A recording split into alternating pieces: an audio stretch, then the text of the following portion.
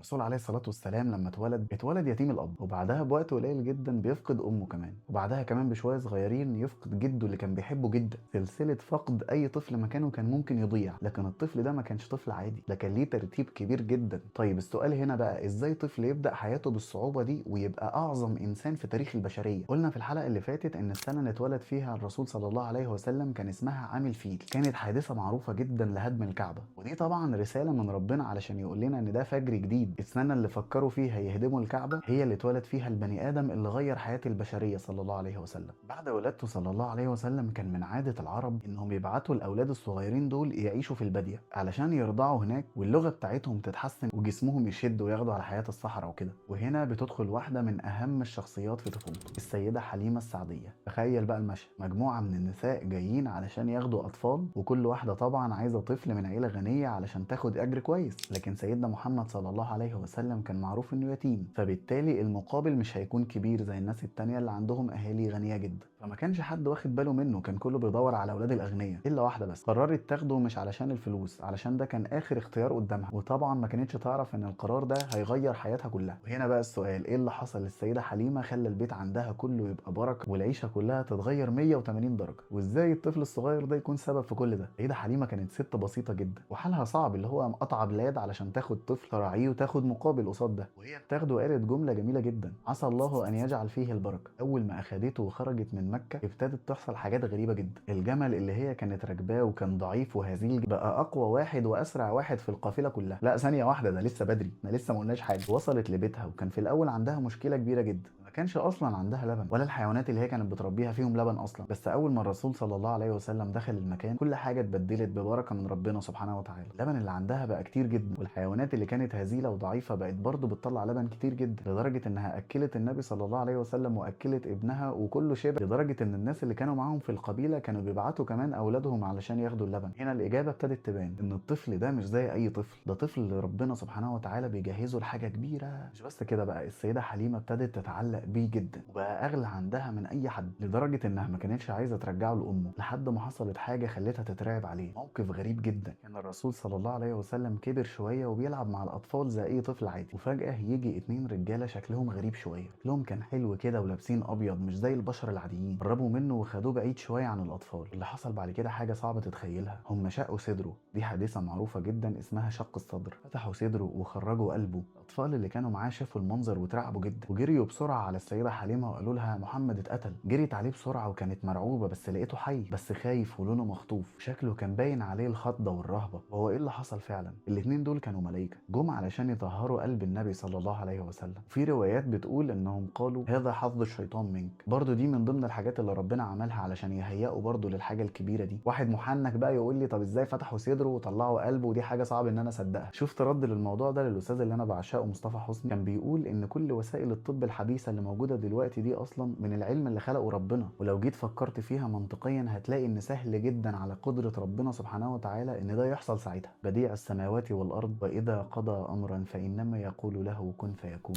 لكن السيده حليمه ما عرفتش تستوعب اللي حصل وقالت لا انا لازم ارجعه لامه، ورجعته فعلا وكانت حزينه جدا لانها ما كانتش عايزه تسيبه خالص. ورجع الرسول صلى الله عليه وسلم لمكه لامه السيده امنه بنت وهب. تخيل معايا طفل صغير بعد فتره غربه يرجع لحضن امه، اكيد كان محتاج الحنان ده جدا، واكيد امه كانت فرحانه بيه فرحه كبيره قوي. لكن للاسف الفرحه دي ما طولتش، بعد فتره صغيره السيده امنه قررت تاخد ابنها وتسافر تزور اهلها في يثرب وتزور كمان قبر ابوه. ايه الرحله دي مهمه علشان كانت اخر ذكرى واخر لحظات حصلت ما بينهم، وفي طريقهم وهم راجعين حصلت مفاجاه، السيده امنه تعبت جدا وما قدرتش تكمل الطريق وتوفيت في مكان اسمه الابواء. تخيل معايا الاحساس ده، طفل عنده 6 سنين بيفقد ابوه وامه بعد ما كانت هي الشخص الوحيد اللي باقي له يعتبر في الوقت ده. الحد اللي كان معاه اسمها السيده ام ايمن، وهي اللي خدته ورجعته مكه. بس لما رجع المرة دي كان يتيم الأم والأب، مين اللي هيكون سنده بعد كده؟ الإجابة كانت جده اللي كان بيحبه جدا عبد المطلب. كان شايف فيه حاجة مختلفة مش موجودة في باقي الأطفال، كان بيقعده جنبه دايما وبيقربوا منه، وكان دايما شايف إن الطفل ده ليه شأن كبير جدا. طيب هل الحنان ده هيكمل ولا القدر برضه مخبي حاجة تانية؟ للأسف الحقيقة ممكن تكون أصعب مما تتخيل. جده ده كان كبير قريش وكان عنده هيبة ومكانة كبيرة جدا، لكن مع كل ده كان عنده حب خاص جدا للرسول صلى الله عليه وسلم. تخيل معايا كده، كان في مكان مخصوص محدش بيقعد عليه غير عبد المطلب. الوحيد اللي كان بيسمح له انه يقعد عليه كان الرسول صلى الله عليه وسلم. الناس كانوا يقولوا له انزل ده مكان جدك، فجده يقول لهم سيبوه والله ان له شأنا. فكان دايما متنبئ له وشايف فيه حاجه غريبه. الجمله دي مهمه جدا لان هو كان حاسس ان ده مش طفل عادي. طيب مع وجود جده بقى هل حياته ابتدت تستقر؟ للاسف لا. بعد سنتين تقريبا عبد المطلب مرض جدا وكان حاسس ان خلاص النهايه قربت. وفي اللحظات دي ما كانش شايل هم اي حد غير حفيده، مين اللي هيحميه ومين اللي هيكون ليه سند. فاختار عم الرسول صلى الله عليه وسلم ابو طالب. طيب ليه اختار ابو طالب مع انه ما كانش اغنى واحد في اولاده؟ لانه كان اكتر واحد شبه عبد الله اللي هو ابو الرسول صلى الله عليه وسلم، وكان معروف عنه ان هو رحيم وحنين. بس لو انت لسه جديد معانا في القناه فاحب اقول لك ان فاضل حاجه بسيطه جدا ونوصل 1000 مشترك. فلو حاسس ان المحتوى ده حلو كده شجعني، اصل خير يعني، مش عايز تشترك ليه؟ مع محتوى تحفه اهو. عموما انا قلت اقول لك يمكن ناسي، فلو ناسي اشترك في القناه بفكرك عادي. وفعلا بعد وفاه عبد المطلب بدات رحله تانية خالص. سيدنا محمد صلى الله عليه وسلم اتنقل وراح يعيش مع عمه ابو طالب، بيت بسيط وحاله على قده وفيه اولاد كتير وامكانيات بسيطه. ابو طالب كان بيحب الرسول صلى الله عليه وسلم وكان بيعامله كانه واحد من اولاده. ومن هنا بقى الرسول صلى الله عليه وسلم ابتدى يتحمل المسؤوليه من وهو في سن صغير جدا. الرسول عليه افضل الصلاه والسلام اشتغل في رعي الاغنام. ممكن حد يسمع الكلام ده ويحس ان الموضوع بسيط وان ده شغل سهل. خليني بقى اقول لك حاجه ممكن تغير وجهه نظرك عن الموضوع ده خالص، ان كل الانبياء تقريبا اشتغلوا في رعي الغنم. طيب ليه ربنا سبحانه وتعالى يختار الشغل ده بالذات؟ علشان رعي الغنم ده مش مجرد شغل، بالعكس دي مدرسه بيعلمك الصبر اكتر من الصيد. تخيل تبقى قاعد في الصحراء مع غنم ومفيش حد بتتكلم معاه خالص لمده طويله جدا. وبيعلمك الهدوء لان الغنم لو حسوا بتوتر بتهرب، او لو حسوا بالخوف مثلا. وبيعلمك كمان الرحمه لانك بتكون مسؤول عن كائنات ضعيفه. وبيعلم كمان القياده لانه بيكون مسؤول برضه عن القطيع كله. كل الصفات دي كانت بتتبني في الرسول صلى الله عليه وسلم من هو لسه صغير. طبعا التجارب دي كانت صعبه جدا بس كل ده هو اللي كان بيبني الشخصيه. بس مش الشغل بس هو اللي كان بيبين شخصيته، في حاجات تانية مهمه جدا ابتدت تظهر عليه. اخلاقه مثلا، كم مره سمعنا عن اخلاق الرسول صلى الله عليه وسلم؟ وكان معروف بين الناس بالصدق والامانه لدرجه ان الناس بقت تثق فيه بشكل غريب جدا من هو لسه في سن صغير. طيب ازاي شاب صغير يوصل للسمعه دي؟ وبعد سنين من التعب ورعي الغنم وبناء الشخصيه من الصفر بدات مرحله جديده وهي التجاره. سيدنا محمد صلى الله عليه وسلم كبر شويه وبقى شاب راجل ويعتمد عليه. وفي الوقت ده التجاره كانت اهم شغل في مكه. قوافل بتطلع وبتسافر بالشهور وتبيع وتشتري. لكن التجاره في الوقت ده ما كانتش دايما في النظافه، يعني كان في ناس بتغش وناس بتكذب وناس بتستغل اي فرصه علشان تكسب زياده. بس الحبيب المصطفى صلى الله عليه وسلم كان مختلف عنهم تماما. كان صادق بشكل مش طبيعي، يعني لو في عيب في البضاعه بتاعته يقوله حتى لو كان ده ممكن يقلل المكسب بتاعه. ولو حد ائتمنه على فلوس او بضاعه بيحافظ عليها زي حاجته واكتر كمان. تخيل بقى في وسط مجتمع كله بيجري ورا المكسب يظهر شاب ما بيكذبش وبيقدم الصدق عن الفلوس وعن كل حاجه. ابتدى يتشهر والناس ابتدت تاخد بالها هو مين اللي بيتصرف كده ده. وواحده واحده اسمه ابتدى ينتشر وبقى مشهور في البلد كلها ان هو الصادق الامين اللي لما بيتكلم ما بيقولش كلمه كذب. عليه افضل الصلاه والسلام. اصل طبيعي واحد بالصفات دي في زمن زي ده في وقت زي ده لازم هيجذب الانتباه. وده اللي حصل فعلا لحد ما سمعت عنه سيده من اغنى واعقل نساء مكه، السيده خديجه رضي الله عنها. سمعت عنه انه صادق وامين ومختلف فقررت تعمل حاجه هتغير مجرى حياته بالكامل. عرضت عليه يشتغل معاها في التجاره. طب ليه اختارته هو بالذات؟ وايه اللي حصل في الرحله دي خلت نظرتها ليه تتغير؟ وازاي الرحله دي كانت بدايه لقصه عظيمه، القصه اللي هتغير حياه البشريه كلها. بس قبل ما نكمل القصه خليني اقول لك حاجه بصراحه، انت اكيد نسيت تعمل اشتراك، فلو نسيت اعمل اشتراك علشان تكمل باقي السلسله. اصل انت لو وصلت لهنا فانت اكيد مستمتع بالقصه. وفاضل حاجه بسيطه قوي على 1000 مشترك، خليك جزء معانا. سبحانك اللهم بحمدك استغفرك واتوب اليك، والسلام عليكم ورحمه الله وبركاته.